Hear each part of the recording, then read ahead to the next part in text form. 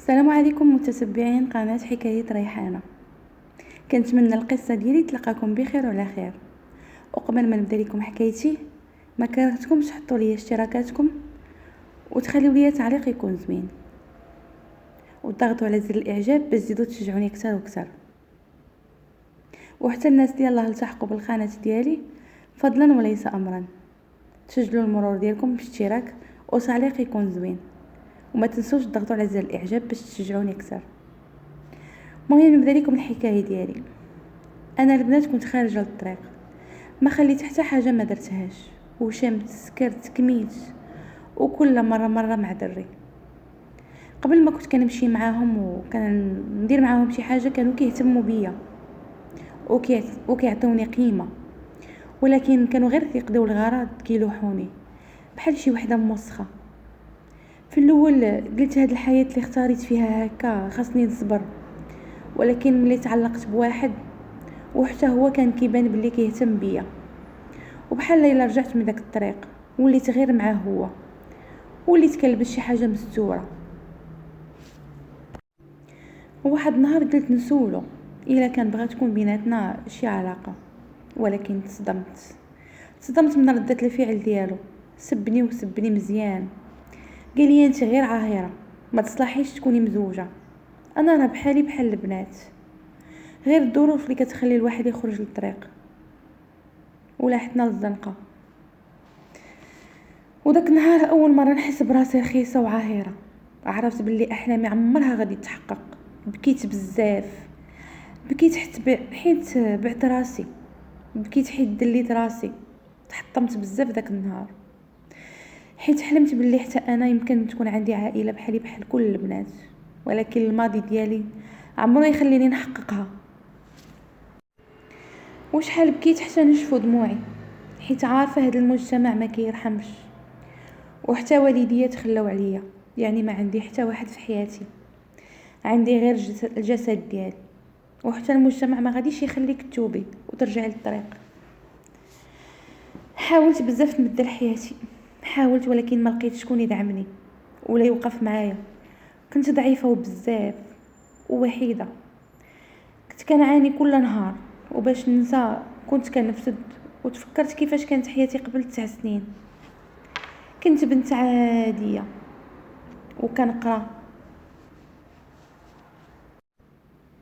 وكنقرا في الباك. كان حلمي هو نخدم ونعاون عائلتي. كنت كنقرا باش نوصل، ولكن درت غلط واحد ومازال كنتعاقب عليه لحد الان. حبيت واحد دري اكثر من كل شيء، لدرجه تخليت على احلامي باش نكون معاه، وكان كيوهمني باللي راه غنتزوجو وغادي نعيشو حياه زوينه. وثقت فيه اكثر من راسي، ولكن يا ريت ما سمعتش لقلبي. كان ديما كيقول لي اجل عندي، ولكن انا رفضت. وديما كنت كنرفض حيت كنت مربيه وما كنتش باغا نخون والديا. وقلت ليه نتفارقوا، وتفارقت معاه على قبل داكشي. وملي طلعت لافاك كنت فرحانه حيت قربت نحقق احلامي، وكنت وقتي كله كندوزو في القرايه. وكرهت التصاحب حيت عرفت بلي كلشي باغي غير مصلحته. واحد النهار كنت غاديه لافاك كيف ديما، وما عرفتش شكون شدني من اللور ودار ليا شي حاجه على فمي، وغيبت. وملي فقت كانت صدمه كبيره. فقط لقيت راسي كلي عامره دم وما لابسه والو، وحالتي حاله. هو يبان ليا داك الدري اللي كنت مصاحبه معاه، هو وثلاثه ديال صحابه وحدين اخرين. قال لي ما كنتيش باغا تمشي معايا للدار، وها حنا دابا نعسنا معاك كاملين وانتقمت منك بيدي. وشدتني هستيريا ديال البكا.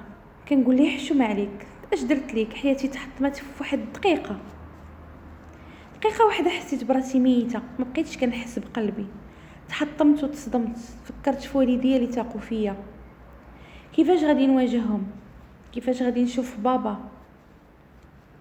مهم رجعت للدار وبقيت كنفكر كيفاش نرجع لحياتي. صافي انا تقتلت.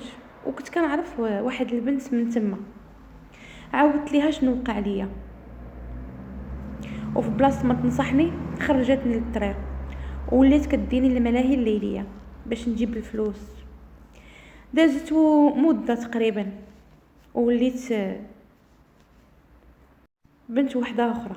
ديك البنت البريئه اللي كنت باغا تحقق احلامها ما بقاش ليها وجود. وليت عاهره، وليت كنبيع راسي وكندير العجب،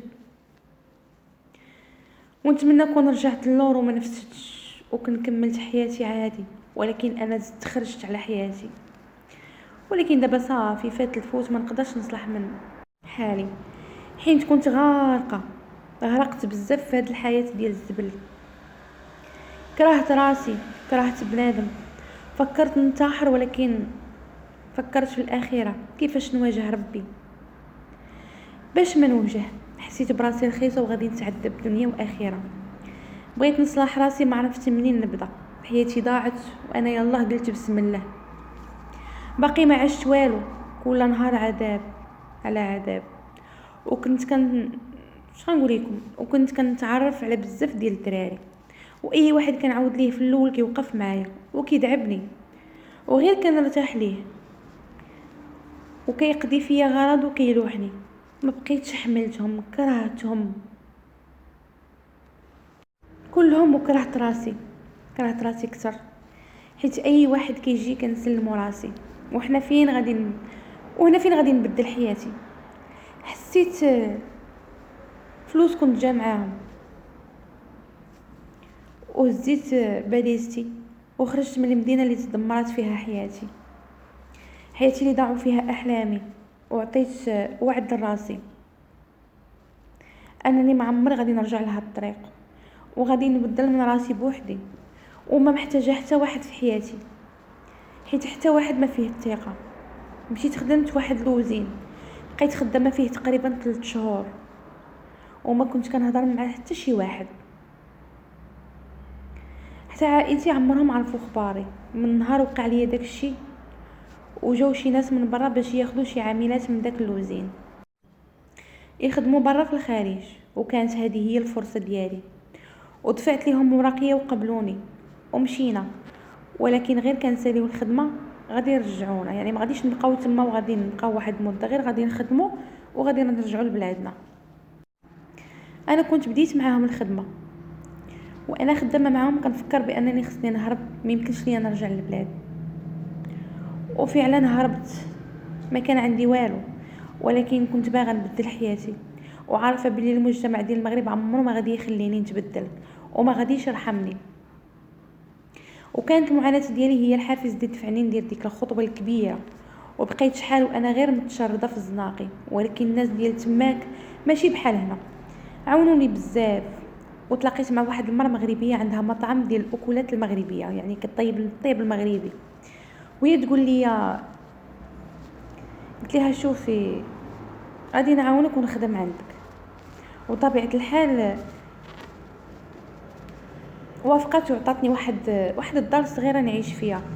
وهنا فين غادي تبدل حياتي، وليت مندمجه في هذاك المجتمع ومستقله. واخا تعذبت حيت ما كانوش عندي الوراق، ولكن عاوناتني ديك المراه حتى درتهم. ب66 كشيفه باش صايبت ورقيه. وملي درت ورقيه يا سلام، حسيت بواحد الراحه البنات ما عمري حسيت بها. ورجعت لطريق الله، وليت كنصلي وكنطلب الله يسمح لي ويغفر لي، حيت تعذبت اكثر من القياس وعانيت بزاف. ولكن الله عز وجل ما خيبنيش، وبالفضل ديالو انا دابا عايشه بخير ومستقله، وقدرت نحقق داك الشيء اللي ما قدرتش نحققه في بلادي. ودابا انا تعرفت على واحد اصله من هاد البلاد اللي انا فيها، ولكن كان هو مسلم. كنت كنعلمه كل اي حاجه ديال الاسلام، كنعلمها ليه وفي نفس الوقت كنتعلمها انا وياه. وصراحه ملي عاودت ليه قصتي فهمني. ودابا راني مزوجه به وعندي بنيته صغيره، وكل نهار كنشكر الله على هاد النعمه اللي عطاني، وحيت ما تخلاش عليا وفرج عليا همي. حيت كون بقيت في بلادي اكيد كنت غادي نقتل راسي، غادي نقتل راسي شي نهار. يعني ما غاديش نبقى صابره لهداك الشيء وغادي نزيد غير في العذاب. الحمد لله دابا انا الماضي ديالي نسيته وبديت حياه جديده. رحمه ربي راها واسعه البنات، حتى واحد ما يقنط من رحمه الله عز وجل. وبقيت عايشه تما بخير وعلى خير، ما خصني حتى شي خير. المهم هذيك البنيته زدت ولات بنيته اخرى، والحمد لله وليداتي بداو كيكبروا. ومشيت انا وهذاك الزوج ديالي مشينا للحج ودرنا حج، وتما زدت طلبت الله باش يزيد يغفر ليا، والحمد لله راه ربي تقبلني وباب التوبه راه مفتوح، وانا دابا عايشه بخير وعلى خير. حمدتك يا ربي وشكرتك. وكنتمنى اي بنت خارجه للطريق ترجع للطريق وتحاول انها تغير من نفسها وتطلب الله باش يغفر ليها، والله حتى غادي تكون مرتاحه وتعيش حياه زوينه.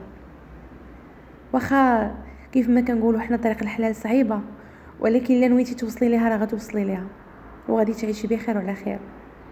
لحقاش هذيك الطريق كتخليك غاده فيها وكتزيد غير كتزينك، والشيطان كيزيد يزين لنا هذوك الاعمال ديالنا.